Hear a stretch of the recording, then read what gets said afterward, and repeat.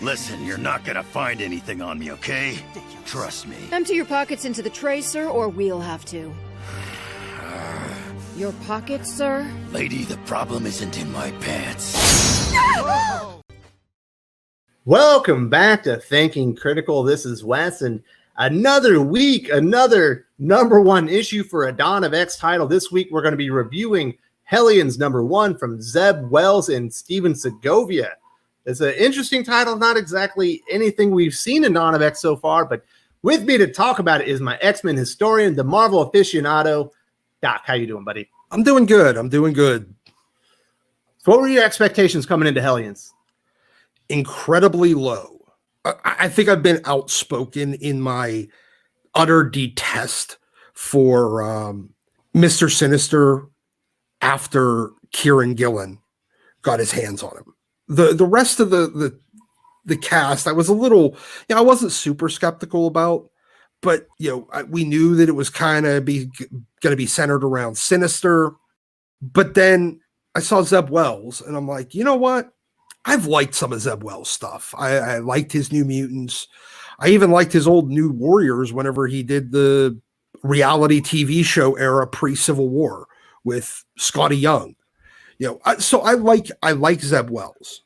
So I figured, okay, well, maybe he can, save this. And then I saw some of the promo art, and Steven Segovia he's doing great work. But I was still a little skeptical of this book. I think our skepticism was well warranted. This isn't the greatest comic book. It's certainly not one of the better Dawn of X titles so far, but let's talk about all the details in today's comic book review. So we did talk about the art from Steven Segovia. That's the first thing that really stands out in the book, is really good. I think Segovia was a great choice, especially for this team. It feels like it's still in Krakoa, but it's got a little bit more, I don't know, it's just a little bit nastier. It fits the tone of the team. I love the art for Steven Segovia. I think he knocked it out of the park. I would have to agree. There was only one or two panels that I felt like, he missed something on. And, he's another one of those, Stuart Immonen clones to a degree. You know what? It fits well for this particular book. Yeah, I couldn't agree more. We're not really going to get a whole lot into the art because there's a ton to talk about here of things that outright don't work, some things that kind of do work, and there's a lot of weird characterization in here. So let's talk about the team. This is basically the X-Men Suicide Squad. At least that's the way it appears to me. It's a bunch of kind of expendable, homicidal, genocidal, suicidal mutants that they decide they're going to make into some type of, Spec Ops force to go out and do missions. That in itself, I think, is a good idea. Yeah. I actually think it's pretty cool. I actually like the idea of Suicide Squad, but where they've really messed up, well, let's talk about what works. The character lineup, I think, for the most part, is good. Using Psylocke as your Rick Flag, as the straight character that is basically in there to be in charge of all these nutcases, is a good choice as well. But where the thing really falls off the rails and why the book doesn't work, in my opinion, and the team doesn't work, is because Mr. Sinister is basically Amanda Waller's. That would be like Joker being in charge of the Suicide Squad. No one would ever sign off on this because it's the dumbest idea in the history of the world. Yes, exactly. You have a eugenicist, supremacist, and kind of all around amoral crazy person as the guy running this team. Yeah, I get it. He's on your quiet council, but that's just so they can keep tabs on him, so he can't do anything crazy. Yeah, and then you give him an entire Spec Ops team of essentially expendable borderline villains. No, I don't think they're borderline. I think they're basically all villains, maybe except for Havok. Yeah. Well, John Greycrow is, he's much more of just kind of a mercenary than necessarily a villain. The rest of them, yeah, they're villains, except for Havok. And so giving him this team, that seems like the worst possible idea. You should have better oversight over that. Yeah, if they put Nightcrawler in charge of this team, that's a good idea. If they put Cyclops in charge of this team, somebody that could be like a moral authority to keep these people in line, make sure they don't go do anything too crazy. Now that makes sense. Or if you have Mr. Sinister put this team together behind the backs of the Council of Krakoa and doing stuff he's not supposed to be doing, then it works. But the Quiet Council of Krakoa signing off on this team with Mr. Sinister in charge, the whole idea falls apart. In my opinion. But, we got to, we talked about the team and why I think it doesn't work. It sounds like we are kind of on the same wavelength. Well, let's talk about some of the characterization, because that's another place where this kind of starts to fall off the wheels. Havok has been in Dawn of X since it launched. He was in the very first issue of X-Men. He has been shown to be a certain character, but they've regressed him to another age of X-Man, and all of a sudden he's just a complete jerk in this comic book.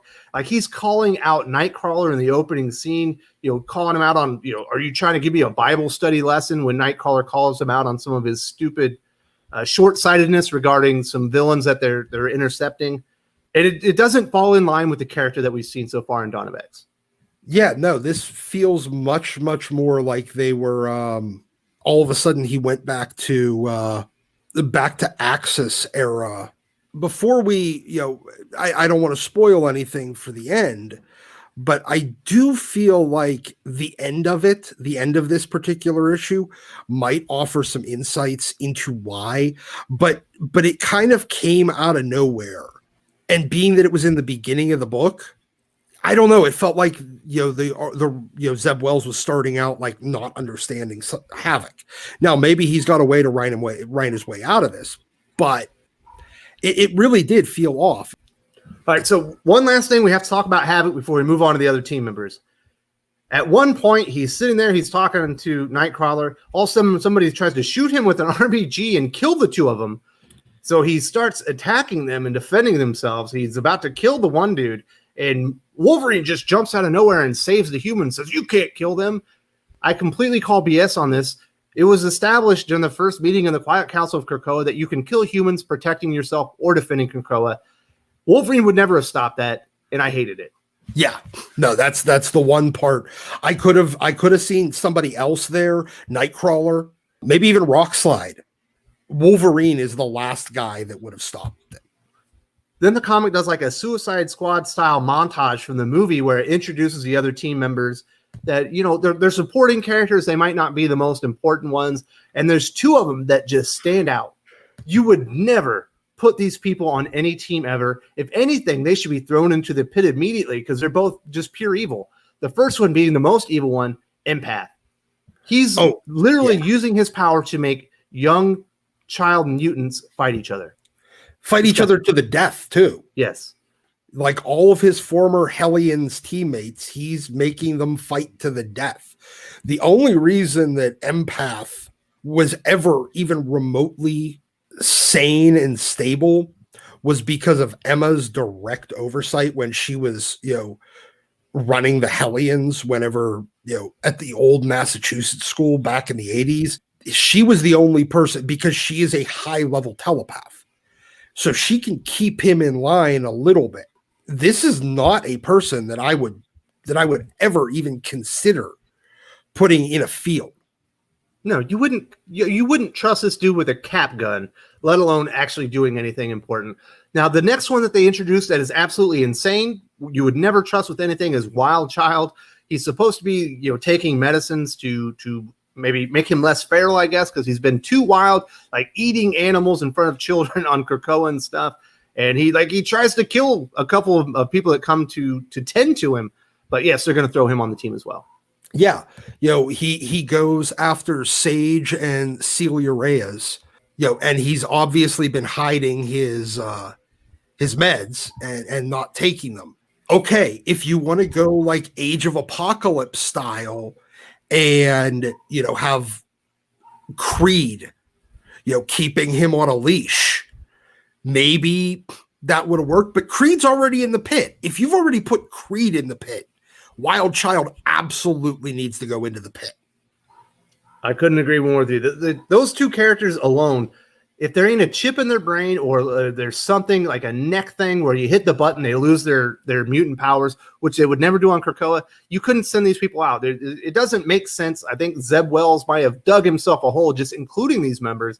Now, there's 3 more characters that are introduced during this montage that I don't disagree with nearly as much. Now, the first ones are Nanny and Orphanmaker. These 2 are obviously crazy. You probably wouldn't want them out there either, but I really like Master Blaster from Mad Max Beyond Thunderdome. So I kind of like the idea of these 2 as a team and putting them out there just because I like that character, and this is essentially that character for mutants. But they're also nuts. Yeah. Oh, I mean, they're completely nuts. I don't think that you could end up with a slaughter on your hands dangerous the same way that you do with Empath and Wild Child. They're not going to just go off the reservation and just literally start slaughtering people, for fun or for their own amusement. That's not what they're into. They're not about murder. They're about weird family connection stuff. Those 2 are definitely better choices in my opinion. Then the last one, who I think is a perfect choice. He's basically like Deadshot. Like you mentioned, he's a mercenary. John Greycrow. When they do his montage, he's completely in the right. Some of the Morlocks go and they attack him, and he defends himself. I think he's the only one besides Havok on the team that kind of makes sense to me. Yeah, he's much more movie Deadshot than comic book Deadshot. But yeah, he defended himself as, when a bunch of Morlocks decided that they wanted some retribution for something that happened a decade ago in continuity. So he has a history of going after Morlocks, and I'm going to bet that Callisto is the one. And everybody, they didn't want to, none of the Morlocks and Callisto wanted to admit that they attacked John Greycrow. They claimed that he did it, and the Quiet Council took their word for it. They even say you attacked Storm says you attacked a defenseless group of Morlocks, victimizing them yet again. So obviously he's been, quote unquote, framed. Yeah, so he's fine with me. That's one member of the team that really works for me.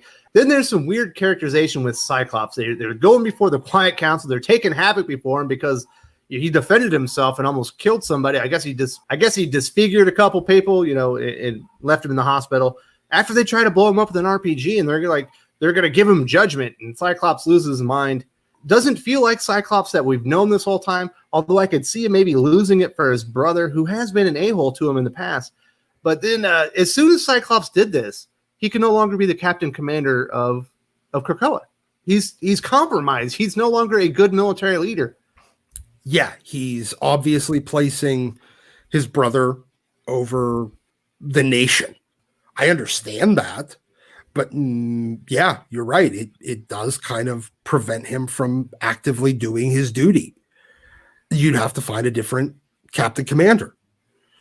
So that does, yeah, it screws things up. And Cyclops should have been sitting there going, I really don't like that you didn't tell me about this, but I can't be involved, and walking away. Yeah, so they've introduced this new conflict, which to a degree makes sense, but he should immediately be expelled as the captain commander.